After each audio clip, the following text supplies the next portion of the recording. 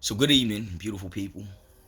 This is Lord Adonis Jerome Williams here, checking in, live from Jersey, born in Brooklyn, raised in Shaolin, February 13th, 1985, all that good stuff.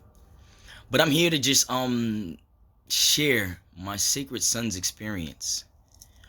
And I would like to first and foremost, before I even get into that, thank Bear, thank Adam, thank Jason, thank Andrew, thank Kevin, thank Neil, and thank Devin for all the phenomenal work that you guys do. Marco, thank you, Marco, as well. Coco Beans, thank Marco as well for all of the beautiful work that you men do, all of the energy you exert, all the personal time you give, and everything that you pour into Sacred Sons in order to help many men like myself in the loving, the caring, the beautiful, the peaceful, the understanding, the healing, the accepting, the loving and patient environment that you guys foster and cultivate and help us to cultivate amongst each other as we progress through the program and through the experience is just phenomenal. It's just phenomenal, hands down. To be in a place where we can all hold each other accountable as men. We can all express ourselves emotionally to the darkest things that are within us, and the things that have hurt us most, and to be vulnerable to that, and to be open to that experience, and to open ourselves up to that experience. It would take an extreme amount of comfort, and that's exactly what you gentlemen provided, along with the great measure of tools for healing and continuous healing, not just healing there, but continuous healing, things that we can take and apply and also pass on to others. So thank you very much for that. To my brothers that was at that went through the experience with me, that all attended, like, yo, I love you all. I thank you all, because you all came there committed to healing, committed to changing your lives, and committed to improving yourselves. And it's not really easy to do when you're going to be with a bunch of strangers for only a couple of days. But the fact that you were all so willing, and we were all so willing to come there and say, I don't give a fuck who's here. I'm laying it down, I'm laying it out. And that we did that side by side, and grew closer, and grew a bond from strangers to kings, to brethren, you know what I'm saying, to kindred spirits, is an amazing experience. It really is. It really is. And none like I've ever experienced, because of the depths that each one of us dug, and how much we revealed, and how much we healed, and how much we supported each other, and how much we were transparent with each other. And that really, like, yo, that does it for me, for anybody, you know what I'm saying? Transparency, openness, vulnerability, that lets me know, that lets me know I can trust someone, that they're willing to open themselves up like that. And all of us in the same process. And that was my biggest takeaway going into that, was that I was able, through these men, all of us, laying down our burdens, exposing our souls, being bare boned, and being vulnerable, we were able to see that, like, we all had the same exact problems. We were all facing the same problems, and they were just dressed in different clothing.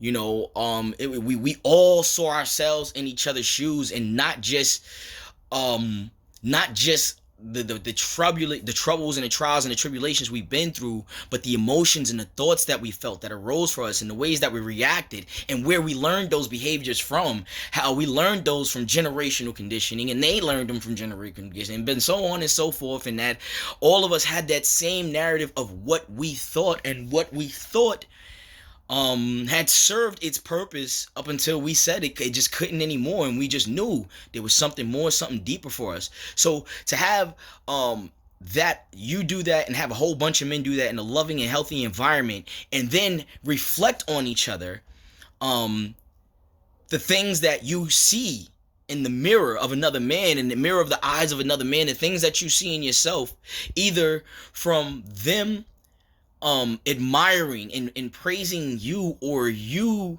understanding something that they have been through, and realizing it's a way that you can change your life, or hearing their triumphant victories and now seeing it's possible for you to be triumphant.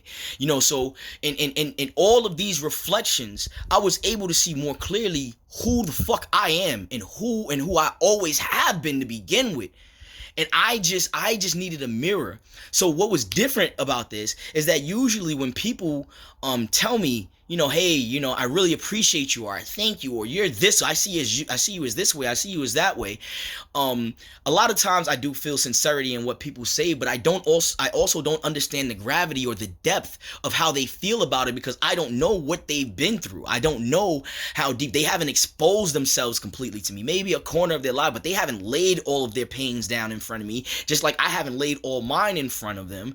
And usually it's for temporary situations, but when people tell me, yo, I'm so grateful for you, I accept it with joy and love, but I never understand the gratitude of how powerful I am, because I never understand the magnitude of how I affect them. So what was so powerful for me this weekend is being able to understand the gravity, the magnitude, and the depth of how I affect people, and how much I've come, how much I've succeeded, and how bad I really not am. Like I mean, when I say bad, I don't mean as far as my actions. I mean my actions and my thoughts too, but more so the narratives, the story that I tell myself, the self-doubt, the self-manipulation, beating myself up, and all of these things that I have done that have left me that have hindered me from progress, that have left me fearful, And so it's not to say that no more, because I'm still fucking human, and that's what we are here. We're spiritual beings here to have this human experience. So we are still susceptible to all emotions, feelings, thoughts, and that's why none of them are bad, none of them are good. They just are how they are, and you make what you make out of them. So I stepped into my motherfucking power, man. I stepped into my fucking power. I stepped into my power because I saw that I was not lacking all that I thought. I saw myself stepping into my power because I saw my triumph and other men's triumphs. I stepped into my motherfucking power because I understood when men said that they appreciated me for something, understanding the gravity of what they went through, that they really, genuine, sincerely appreciated that help, and that when I went through something similar, I felt the same way. So being able to resonate not just on a superficial level, but on a deep, soul, etheric, astral, physical, all causal, all them fucking the body levels, to understand it to that depth, help me to rise to my greatness, help me to rise and step fully into my power. And then we got tested in so many ways, and I'm gonna tell y'all, man, we was crawling around in grass, snuggling on each other, we was hugging each other, man. I've been so intimate with men this weekend in such a healthy way, in such a loving way, and so it's like it's what I've always been craving.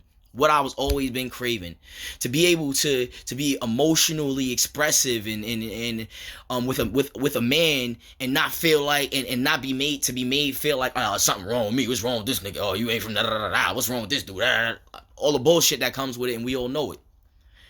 As men and women, we all know it, because either we fed it, we've heard it getting fed, or we've been receptive to it. So that was my biggest takeaway.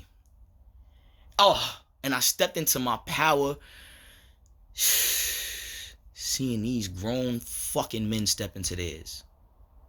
Seeing these grown men face their pain, their hurt, dead on. Eye to eye. To look that shit in the eye.